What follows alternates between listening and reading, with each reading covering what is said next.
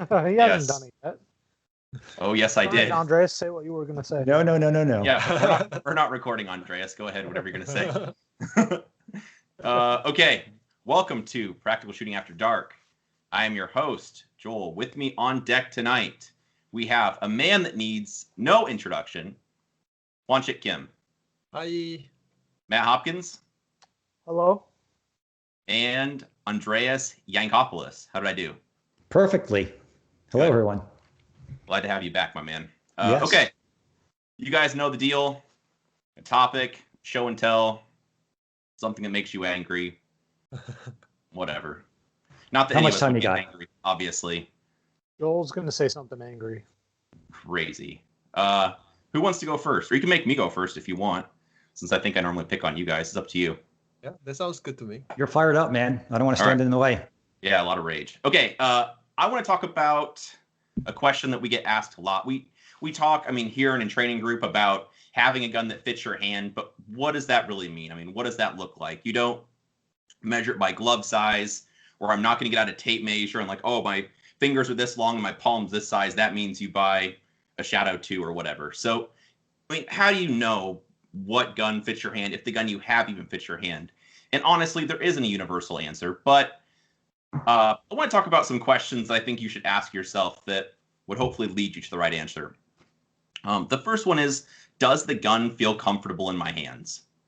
Because you can just tell if the gun's way oversized or way undersized, or you can't get to some controls, or a beaver tail bites into your hand or something. If it's just like not comfortable, you don't like it, probably not the gun for you.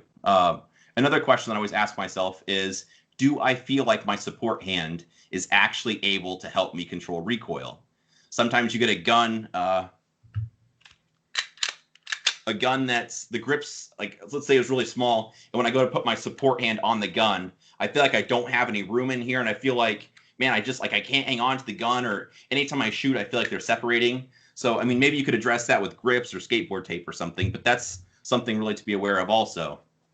Another thing is, am I experiencing any discomfort or pain? When I shoot, I really feel my forearm really hurts because of maybe the angle that you have to grip the gun or something like that. And then kind of the last one is just, am I able to access the controls easily?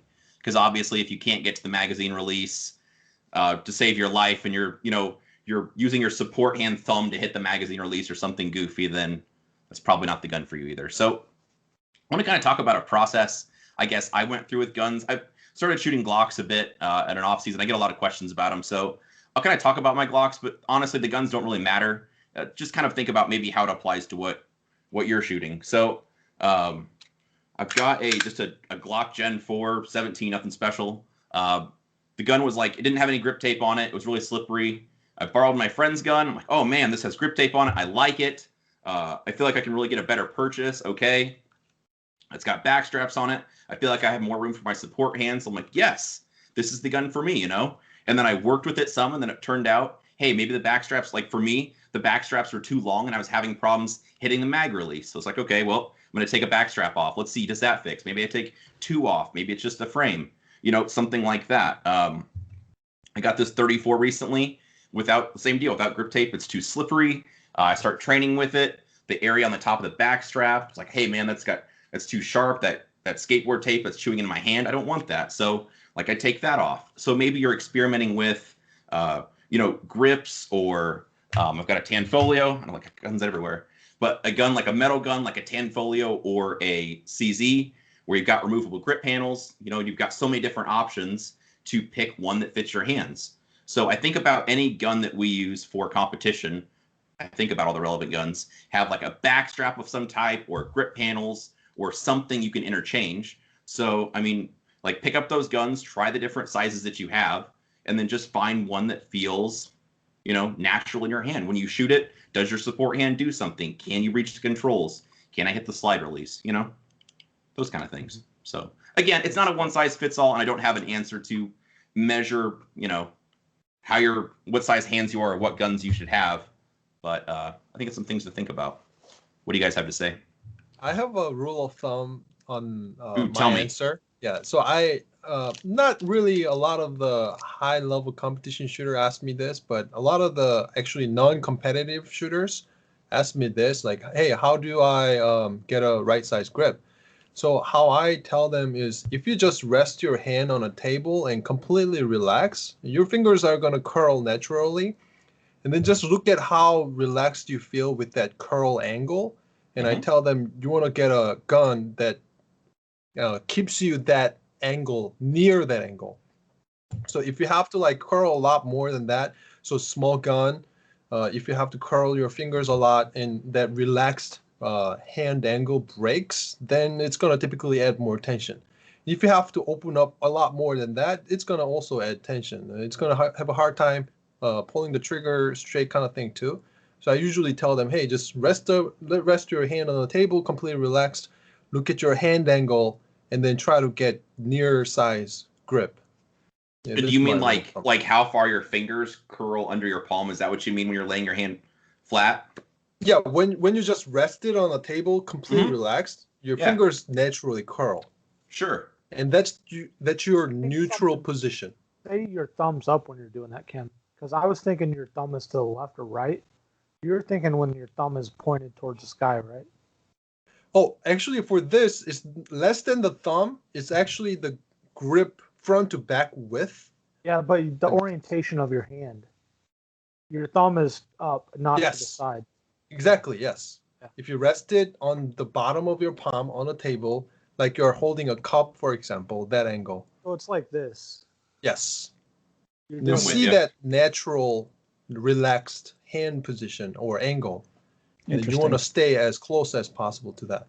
So that you, yes, that will help people to have the strong hand more relaxed when they actually grip the gun. I'm sitting here thinking, man, why didn't I think of that? Kim just makes it so easy. Try my guns and see how they fit. Guess what? Those CZs are not the guns for you, Matt. May I suggest a Tanfolio? Yeah, we'll see. Sorry, Andreas, go ahead. I was going to say, Joel, you were talking about being able to reach the controls easily. So what do you think about having to flip the gun in order to hit the magazine release? Is that does that mean the gun's the wrong size, or is that just how things roll? No, that's a good question. I've always had to flip the gun a little bit, and I think for most people, for production guns that don't have an extended release, I think that's really pretty common, and I don't see a problem with that. The problem I had with my Glock was that I got the grip so long that even though when I kind of do the flip to hit the button, the distance from the front strap to the back strap was so long that I had problems like flipping it in my hand where I still had a good enough purchase and then I could kind of get back to my regular grip, if that makes sense. Kim, what do you think? I agree. I personally have to flip on many guns, but when I shoot Tenfolio or CZ, when I shot them, they actually have the extended button models. So for any guns basically has extended button, I don't have to flick or rotate the gun like 1911 also. But there are some guns that you can't put extended one because the grip is maybe a little flat and the button extrudes too much. So when you do a table start, the button will be pressed. So those kind of guns you can't put it in that situation. You just rotate the gun when you try to push the button. I have a short thumb, so I have to usually, if it's not extended, I have to rotate it. I've had a lot of problems with extended safeties and weekend transfers. Bro, I'm not a fan. A couple friends of mine that have maybe worked on my guns in the past, like, oh man, this extended mag release is legal. I'm like, yeah, don't put that on my gun. It's like, why not? It's so cool, man. And then like the holster hits it wrong and the mag drops out, or they do a table pickup. You know, they smash the gun down, they pick it off the table, and they bring the gun up to eye level. And the next thing you know, they're watching a magazine fall. So I don't like those. I'm very leery of those. But if you have one, like, just make sure your holster doesn't hit it. You know, press down on your gun when it's flat on a table, and make sure you don't hit the button. But so I use the extended mag release on mine, and it will not sit flat and not eject the mag. So I just manipulated how I pick the gun up that way. So the gun, the pressure of the gun won't set it off, but if I touch down on it, it'll eject the mag. So I just got to change how I pick the gun up. It's more like a pinch instead of a smash.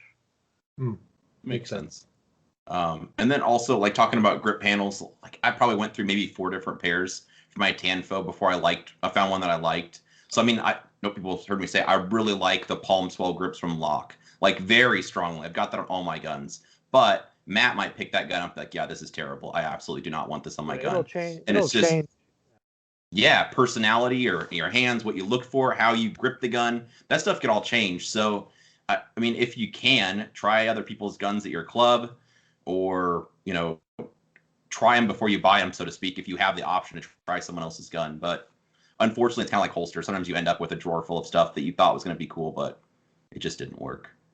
So what about one last question? So what about, this is interesting. What about, as you've gotten better at shooting, has your opinion on what gun fits you well changed? Absolutely. I used to think thin grips were awesome because I could get more of my hand wrapped around the gun. Dude, like, yeah. And then I think we all went through that on the SPO1 series. Yeah. On the SPO1, dude, yeah. I got like the first batch of those things. Like, man, these thin grips are so good. I can grip this gun so well. Well, then maturity and experience, I suppose, I found out my support hand really wasn't doing much of anything. Like, I was doing all the work with my support hand. So yeah, then I just discovered, oh, I don't want that. And even with Glocks before, I'd be like, hey, I don't really need the grip tape. I'll just grip it hard. And now I shoot them a little bit. Even with Pro Grip, like I shot this 34 a bit before putting grip tape on it. And even with, you know, grip enhancer and really biting down hard, it still moves in my hand a little bit. So nope, it gets grip tape on it. Yeah, I shot thin grips long ago because it's a little bit easier to maneuver around. Mm-hmm. But the problem for me was it's breaking that neutral finger angle or relaxed finger angle for the support hand size too. So my hands are bigger size-ish. So I used to shoot Shadow 1 with the thinner grip as possible at the time. It's like the slick one too. And then I had to grip it really hard. But, you know, when I say hard, it's also deeper into my finger angle, if that makes sense. I have to curl my fingers further in. So when I actually relax my hands, it's opened up more than if I would grip the thinner grip in the angle of my finger and the palm. So that's adding extra tension to my support hand unnecessarily. I like it. Good. Who else has something interesting? Andreas, you have a show and tell that I'm quite interested in. I don't know what it's going to be. Okay. Let me put you on the spot. I want to hear what you got. Okay, so what I have is, this is what I bring to the range. So I'll try to describe for people who are on the audio. This is what I use for taking videos at the range. It looks like about a 8-inch long binder clip with a little tripod and then a phone clamp on it. So you can kind of put your phone in here. Okay. And then you can clamp it onto an upright, for instance, like a target stand. Okay. You can put it on a target stand, aim the phone. It also sits upright, and then you can just point the phone at yourself to take video. And you have the ball head so you can change the angle around. But I like doing video of myself when I'm at the range, just so I can analyze it later on or even look at it on the spot. And I don't want to dig around the whole tripod or drag tables around or anything. So this has been really, the clamp part has been really handy for, you can just use a target stand and clamp it on. Or since the bottom's flat, you can just sit it on a barrel. You can drag a barrel over and put it on. Or you can, there are a lot of other things at the range you can clamp it on as well. How durable is it? So this thing I originally got, I used to do wedding photography as a side business. And like this is called, the base thing is called a Justin clamp, like Justin, like the name. So if you just look up Justin clamp and photography, you'll find these things. And it's fallen and whatnot, but the original idea is you have this clamp and then you would put a flash on it. So you'd use it for remote flash work. And what I realized afterwards was, wait, I can just take the flash cold shoe off. And then this is an iPhone clamp. It's called a Glyph, G-L-I-F. And it just threads in because it's all 1/4 inch. It's standard 1/4 inch threading, or 1/4 inch by 20 threading. All these things just stick together. But yeah, it's held up well. I've had this thing for a couple of years and it's fallen a couple of times when I've bumped into the barrel or whatever, and it's doing fine. Nice. What was the iPhone thing called? GIF? Glyph, G-L-I-F. I'll put a thread up on PSTG about it. pretty neat. So I've actually been trying to figure out how to do this. I see a lot of people drag tables or something over and like prop their phone up on an ammo can or something. Mm-hmm. So this makes a ton more sense and looks a lot easier. But yeah, so I'll put a thread up on PSTG on how to build one of these things or how to just order one. Dude, I like it. Cool. I need one of those also. Cool. Kim. Yes. What do you have to share, my man? Nerdy stuff. I don't know if I don't know. Some people will like it. Some people may not. We're gonna love it. Yes. Oh, we'll like it. Good. So after the Tranquilizer Queen's Gambit show, I started thinking a lot mathematically and stuff. So a couple of things drove me to think this way and train and try. So one of them was thinking mathematical and ammo shortage and shooting PCC short stroke gun actually gave me a thought of how fast I need to be returning the gun back to the target. So basically after recoil, of course, by physics, the gun will recoil upward because the leverage point. So like a lot of people do differently to return the gun. Commonly, just bring the gun back down with using your arms. Some people just tense up certain muscles like shoulder muscle to actually fight that recoil, which is not recommended because shoulder tension can affect your transition and all that stuff. So I think some of the audio listeners, people will know that I shot a lot of rounds in doubles, especially in 2018. And at that year, what I did is one of the drill I made at that year was called measurement drill. People in PSTG will definitely know. And using measurement drill, I was basically predetermining how fast the dot has to come back given the target difficulty. So I have I call that variable return speed. So for example, if I'm shooting 5-yard target versus 25 yards target, there's really no way I'm going to be shooting 20 splits at 25 because it's very risky and likely I'm going to be dropping bad points. So how I treated that year and until this year, I was basically shooting every 5 yards increment distance, open targets, and I would shoot doubles on it and then decide what's most predictable speed to bring the gun back down. So for what I'm saying is 25 yards, I would just let it recoil, bring the sight back down as slow as possible in a way. But given that I am shooting, usually my average split at 25 is 40 to 45.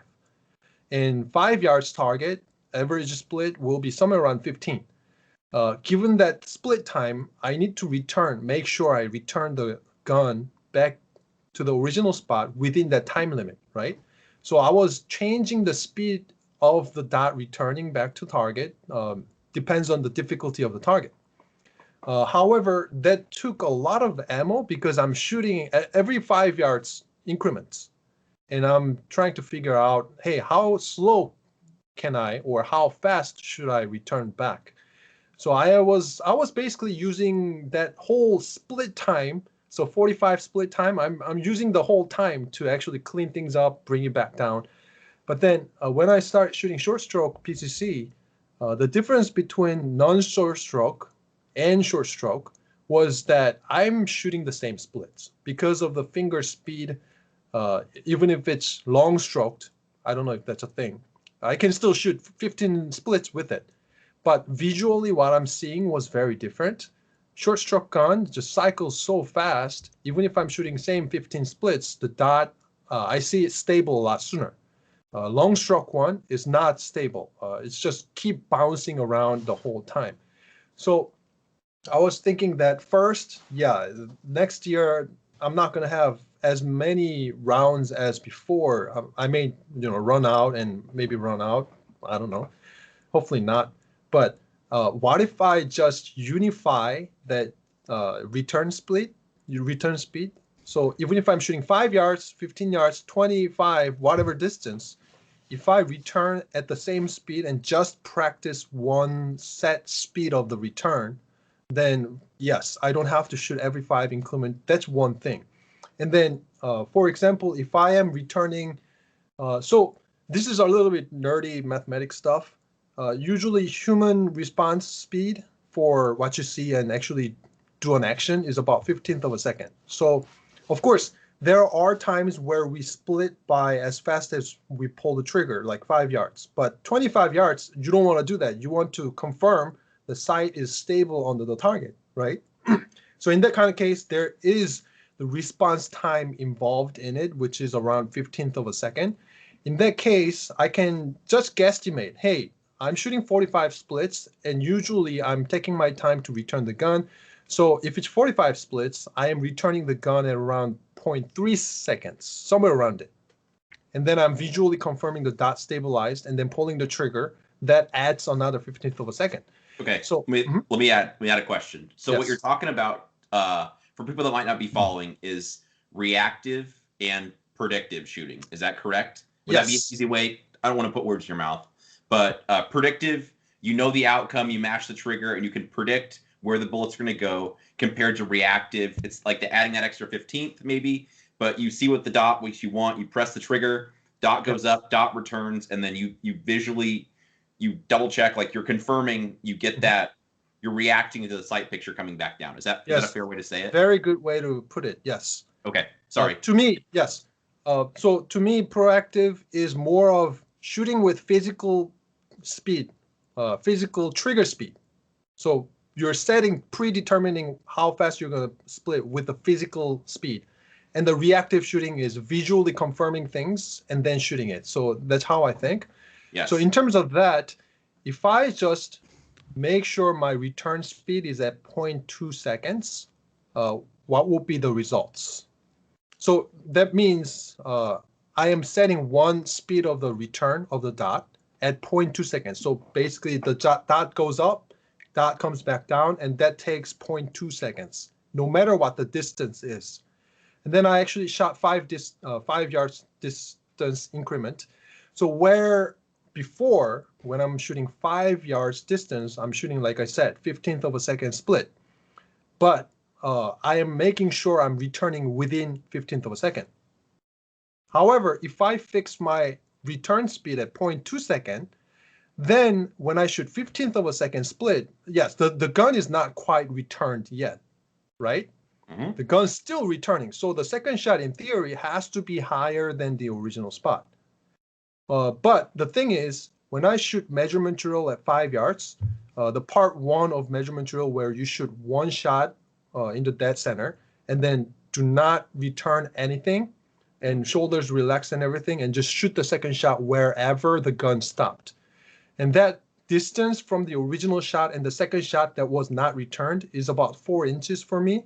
When I do that, of course, I'm still gripping, I'm still locking the wrists, but just relaxing my shoulder, not returning, not pushing the gun down at all. So that's 4 inches. If I shoot that without return at 5 yards, it's still in the A zone because A zone is 11 inches long.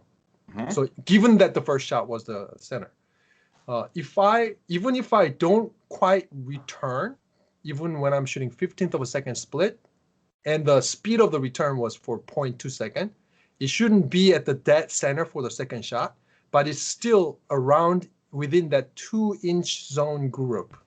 So one of the rule of thumb I've been giving people for recoil management is that you should, at a higher level, you should be able to shoot 2-inch group at 5 yards in doubles drill under 0.2 second splits.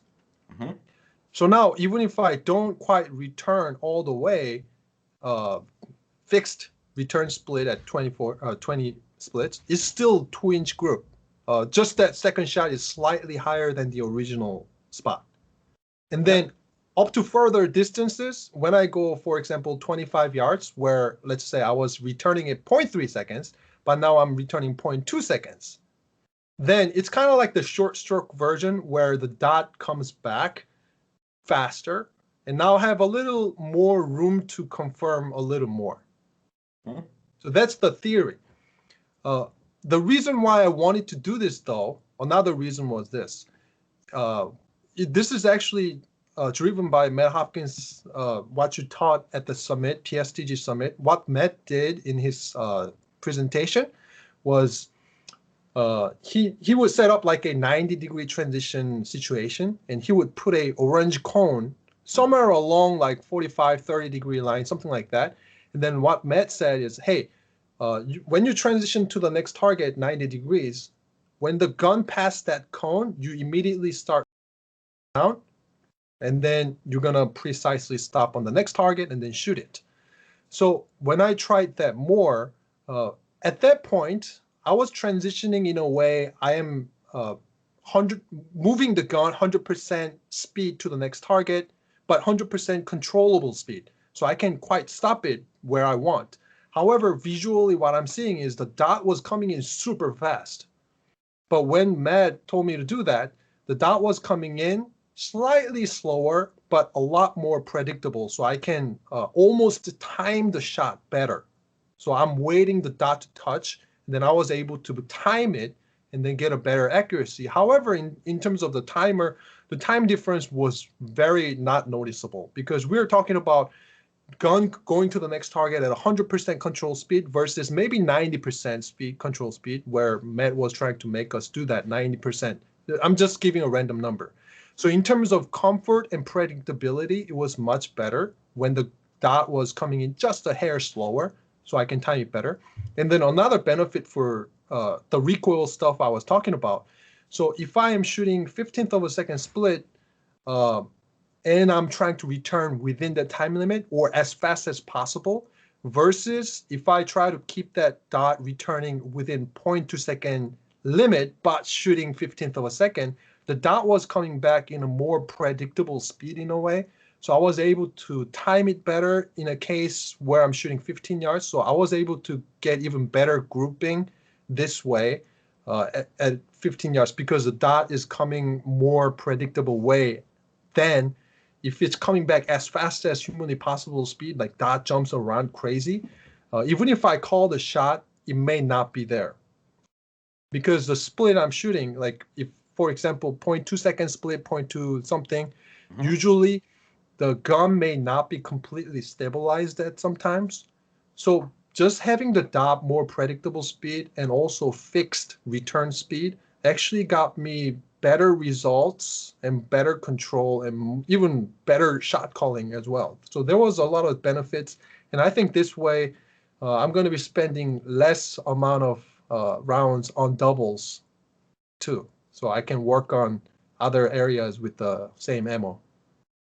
Kim, you're a smart dude. So I want to talk about a few things that Kim mentioned to maybe add a little bit of explanation. I want to talk about measurement drill, which Kim designed. It's on Training Group, which is quite brilliant. And I steal this and use this in class all the time. I'm not going to lie. So what Kim's saying is, so if you hold the gun properly, you aim it at like the perforated letter A, maybe on your target, you shoot, and then you don't return the gun. You don't push it back down. You grip the gun properly, and wherever it raises to in recoil, you then press the trigger straight and you fire a shot wherever the gun recoiled to. And like what Kim says, this is, whatever, 3-4 inches, somewhere in there, whatever. The thing to key in on, though, is when you're looking at the target, that small little, whatever that distance is, like holding the gun in your hand, then I think how much muscle do I have to put on the gun to move it that much? And that's when the light bulb comes off that I've seen comes on in people's when they're in class, because they're like, oh crap, like I don't have to push down the gun really hard to return it, because man, if I just look at the spot, and I just barely even lean on the gun, it'll just go right back to where you want it to go to shoot. So anyway, is that a fair way to describe measurement drill? Yes, that's the part one of measurement drill. There's two different strings, yes. But one last benefit of this, so basically at 5 yards, having the second shot slightly higher, I think it's actually a good benefit, especially for shooters who has the second shot going lower. Because in USPSA, how many times do you see partial target on top of the target? We almost always has the partial target on the bottom of the target. Mm-hmm. So if your shot goes lower, you're in trouble. Mm-hmm. And if your second shot goes like an inch or two slightly higher when you shoot like 15 splits, in theory, you can shoot a lot further distance at the same split speed while maintaining safer shots, even on the partial target where the partial's on the bottom side of the target. You're a smart guy, Kim. So when you were talking about shooting at 25 yards, that you're getting like 0.45 splits. Yeah. When you were shooting kind of with your old approach, returning a gun slower, was the dot not coming down to the aiming point for 0.45 seconds? Because usually like when I'm shooting at 25 yards, the sight jumps and then it's back on the target within like 0.2-ish seconds. And then the time for me is that I'm cleaning up the sight picture, that it's not coming down precisely enough to make the shot. So I need to micro steer the front sight back into place as I pull the trigger. Yes. I believe a lot of people actually already do the fixed speed of the return. A lot of people don't too. So this may not be the perfect example for people who already have the fixed speed. But one more benefit is even if you're doing that fixed return speed, so you're seeing your sight back down fast every single time, no matter the distance. In that case, the case may be you actually have a lower shots. I mean, of course, there are many people don't have lower shots because a lot of people. One good example I gave somebody is this: if I'm trying to punch you in the face, people are trying to gonna punch you back as hard as possible. Recoil is a similar way. So people are trying to return that or fight the recoil force as hard as they can. So like gripping more than necessary can come in that way, or pushing the gun down or tensing up the shoulder can come in that way. So people like that is going to be very helpful and challenging to actually get that second shot slightly higher because you're returning the gun slower pace or more controlled pace. Okay. And one more benefit can be this: if what I personally experienced is when I'm shooting that variable return speed, at times I might tense up my muscles just a little bit more on a closer shot and relax more on the furthest shot. So there is definitely tension change very often. I'm not trying to do that, but inevitably. And just working on one aspect or one fixed return speed, just working on one, no matter what the distance is, it can unify the tension for your shooting, no matter what the distance is. So there is that benefit too. Makes sense. Guys, I like it. Okay, it's Matt's turn. Matt always says, hey, what do I have for a topic? What should I use for a topic? What's my topic? Here is your topic. I'm going to ask Matt a few questions that normally in the past USPSA has asked people campaigning for area directors, just because I'm curious what Matt's read on these are. Matt's already, like, I've shown Matt the questions, so I'm not going to ask him anything crazy. But I think it's interesting to give him some talking points because, like, I'm curious what his answers will be. So the first one I'm going to put to you, Matt. Why do you desire to serve or continue to serve, it's the way the USPSA words it, on the board of directors? So I think it's an interesting question and probably the most important and first one you should answer, like if you're going to start running, right? Like, why do you want to do it? Like, what's the end game, right? Yeah. So I think the biggest thing is offer a different perspective. So I think I have a lot of experience in the sport, shot a lot, competed at a high level, been involved with a local level, like setting up a match. Like I have the experience from like the whole gambit. Like I can't, and also on like the sponsorship side and everything too. Like I know that input and like what that is, like working for a manufacturer and everything like that. So I think I offer a lot of different and a wide perspective on the sport. And obviously, and to the reason for this is like I'm not super happy with how USPSA is being run right now. Like there's some decisions that are being made that I'm not super happy with and I don't think are for the best of the sport. So I want to get in there, be a vote, and change that. I like that. I guess also just as a side, I mean, obviously I'm friends with Matt, but competitive equity is an important issue to me, and having someone that is competing at a high level and relevant in the standings, I think brings a lot also. I mean, honestly, because you look at them, like it has to be fair for everyone. That's A good way to earn my vote. Okay. Next question. What do you believe to be the core responsibilities of an area director? I mean, so if you look at this question and like for the bylaws, it's literally like vote at board meetings and run the area match. That's like the two things that stand out. So, I mean, area match, there's a couple different ways you can do that. You can like do it where you run the match and do like match director, or you can farm it out to a local club. I haven't decided how I'm going to do that yet once I get elected. I'm just throwing that back and forth. I gotta hold another year to figure that out too at this point. So I've talked to some bigger clubs that could handle it. So like farming it out to them or getting the help like locally, like it's able to be done. I'm not super worried about that. And then obviously the vote on the board, like vote for all the different topics that come up. Like, I mean, what's the biggest ones? Like rule changes, all the stuff that you see in the like in the meeting minutes, and the stuff that you don't see also, I guess, right? That they hide. No comment. All right. Yeah. Good. Okay. Last question I will grill you with.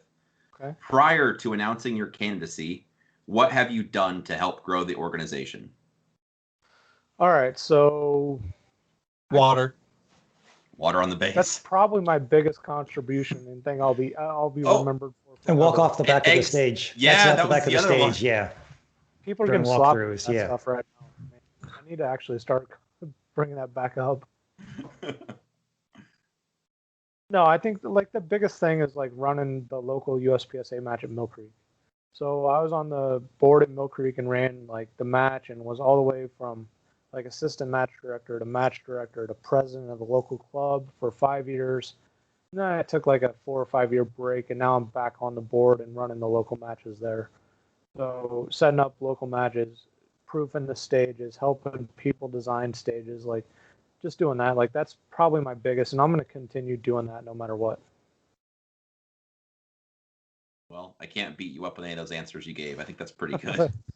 Well, thank you. Do you guys have any follow-up questions for Matt? If not, I've got a couple listener questions. It's okay if you don't want to beat him up. All right. No cross. Well, go ahead. Sorry. Yeah.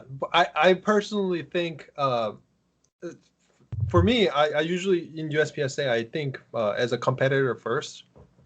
But then the most interests me, if I were to vote for you, because I'm not Area 3 resident, I don't think I can vote. But the thing is, you have a lot of international match experience. Like people may think, what does matter? But I really think every region I went to, like internationally, in Canada or European countries, every region has different aspects, and there are things that's done differently. Some things are better, in my opinion, and some things are not.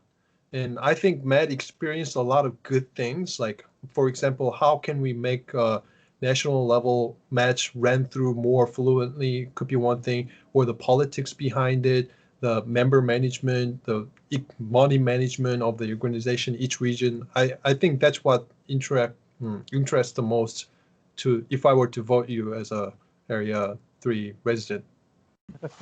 Thank you. Mm-hmm. Well, yes. Kim, you can come live at my house long enough for the voting, and then all you gotta do is change our address. Yeah, just change your address. We just change our address every 2 years, and then we'll get to vote on the area directors for that. Sounds legit. Okay, guys, I got a listener question for you. This is a doozy. That's not too bad. Is a training diary important, and if so, how detailed should it be? Every drill time, splits recorded, dry fire records. You know, he wants to know, like, is it productive, and how detailed should it be? I guess, do you guys keep a training diary? Well, I did for a while, but didn't flip back through it as much as I thought that I would.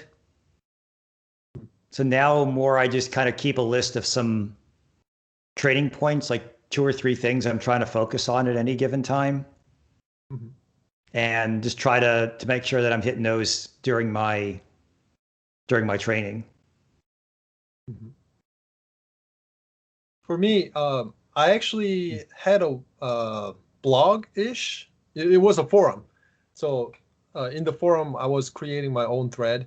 So there was a diary for about 2 years, first 2 years. And then at that point, most of my focus was actually technique development. Right now is more than that. Less of a technique development than more of a performance related. So when I was heavily on technique development, for example, like how do I reload, where do I look at it, like where my thumb goes kind of thing. So the first 2 years, I actually had my range diary, but it's nothing like, hey, this was my time, none of that stuff. I actually first started with that, but then I quickly realized that doesn't mean much to me. And then I quickly evolved my diary into a couple color-coded couple sentences. So I have different colors. So red one was like the revelation for technique. So for example, hey, I need to place the base pad on my palm, not on my fingers kind of thing. So I need to get a good grip, but more detailed, what I actually did to make things more consistent or faster. So it was process-driven diary than actual performance journal. So none of the time, none of the off account kind of thing. All I write was, hey, I needed to do this to make this happen. In the draw, I had to have my index finger on the trigger guardish area, whatever index points. And then I actually went back to it very often whenever I made mistake. And then the more I did, my memory retention level went up. So I didn't have to write stuff down anymore at a certain point. So after 2 years, I just stopped doing that. But on my phone, I always have like a learning revelation stuff. So for example, I trained with this person like Ben, and then he commented on this, so I need to work on this. So in a way, that's a homework. And another one is when I went to the match, the first half went great. Second half, my vision fell down, so I need to work on that kind of thing. Could be one of them. And another thing is like, for example, like the confirmation drill kind of thing. It didn't actually came up in my mind just one day. Sorry, confirmation drill is a drill I made. It's basically working on aiming scheme kind of thing. And then there's 3 different types of confirmation in the drill. It didn't just show up in one day, all of them. Like the thought started when I was actually going at night, about to fall asleep. I pray every night before I fall asleep. And then just thought of working on different aiming style came up in my mind. And then I just write it down. And then for a week, like I'm thinking about that in more detail and then write stuff more and more on it. So it's nothing really is about performance per se. Yeah, what I keep now is more what you're describing, where you write down, like if something interesting happens at the range, that I write it down, or if I'm in a class, something interesting gets said, I'll write it down, or particular takeaways from a match that I need to work on, I'll write that down. Yeah. And then I'll periodically flip through and kind of make sure, have I been tracking these things in my training? Matt, how about you? I think that's good. So I literally only wrote down what drills I was working on and the round count on the drills this year. I haven't done a journal or a diary or anything like that. So this is the first year I've done it. I don't think it offered me anything. I just wanted to see like what my round count was, just because I was curious. Because I have an estimate, like that's what everybody asks, right? Mm-hmm. But like having a hard, like solid number that like is accurate within the like really accurate. So I just wanted to see. It was just like I didn't use it. It didn't affect what I was doing or how much I was shooting. I was literally just an information thing that I could reference at the end of the year. Gotcha. I don't keep a journal at all. I don't think I ever really have. I think one of the important parts about why it's a good idea for some people to do a journal, it kind of depends on how you tick, but it's important because it makes you think about what really happened. I think it's the key part. My thoughts, regardless if you ever read it again or not, that you have to really analyze what you did at the range, and you're articulating all your thoughts. So you're really analyzing what's going on, which I think is a really good thing to do. And my way I do that is just on the way home from the range, I'll be playing through everything that happened and thinking about anything that, man, that was really pathetic, that should have been better, or this is really strong, or just kind of analyzing what happened and thinking about the future. And I think that's a lot of what a journal is again, explaining, like writing down all your thoughts in detail, and that helps you think about what you've been doing, and that helps you, plan for the future. Even if, it's been my experience, I've talked to people that they've never even reread it, but the fact that they had to stop, they had to take the time, and they had to really analyze everything that happened was really where they got the gain from. So I don't think there's a right or wrong. I think it kind of depends on what makes you tick, so to speak. Yeah, I think for matches, if you have some kind of process to go back through the match and figure out where's your biggest room for improvement, then I think as long as you have that process and maybe how to turn that into something actionable to do in training, I think you're in good shape. Yeah. Unless you're going to forget stuff. If you're at the match, like I had that stage, it was a dumpster fire. What was it? Was it far shooting? Was it close shooting? It was probably okay. I don't know. If you're one of those, but if you're like, nope, I remember it was stage 9. There was those far partials at 20 yards. I had a really tough time. I definitely need to work on partials.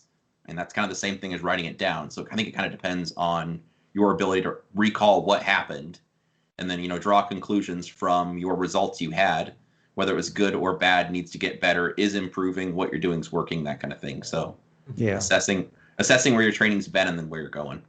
Yeah, I try to come up with my assessment of the stages and what happened, and then I'll pull up the scores and see how I shot against my pals on those stages and see if that changes my thoughts on how things went. Like sometimes I think, well, that stage wasn't very good, and then it ends up being like I got a stage win. Like, well, okay, maybe it was better than I expected. But then you got to look at, like, did your pals have a dumpster fire? Did they shoot okay? And yeah.